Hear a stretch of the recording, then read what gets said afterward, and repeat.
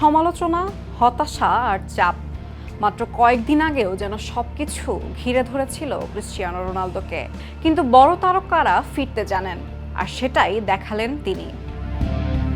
উজবেকিস্তানের বিপক্ষে ৫-০ গোলের দুর্দান্ত জয়ে পর্তুগাল উঠে গেছে গ্রুপের শীর্ষে। ম্যাচ শেষে আলোচনার কেন্দ্রেও ছিলেন রোনালদো, কারণ সামনে তৈরি হয়েছে এক রোমাঞ্চকর সম্ভাবনা। বিশ্বকাপের কোয়ার্টার ফাইনালে হতে পারে রোনালদো বনাম মেসি।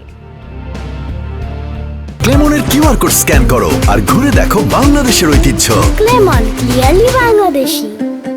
সংবাদ সম্মেলনে এই সম্ভাবনা নিয়ে প্রশ্ন করা হলে রোনালদো বলেন, মেসি ও আর্জেন্টিনার মুখোমুখি হওয়া অবশ্যই দারুণ ব্যাপার হবে, তবে এখনই তিনি সেদিকে তাকাচ্ছেন না। তার কাছে সবচেয়ে গুরুত্বপূর্ণ ছিল জয় এবং নকআউট নিশ্চিত করা। রোনালদো আরও বলেন, গত সপ্তাহটা ছিল অন্ধকারে ঢাকা। মনে হচ্ছিল তিনি যেন ফুটবল থেকেই অবসর নিয়ে ফেলেছেন, কিন্তু তিনি হাল ছাড়েননি, কারণ তার বিশ্বাস কঠোর পরিশ্রমের কোনো বিকল্প নেই। এবার অপেক্ষা, রোনালদো কি সত্যি মেসির পথে এগিয়ে যাচ্ছেন?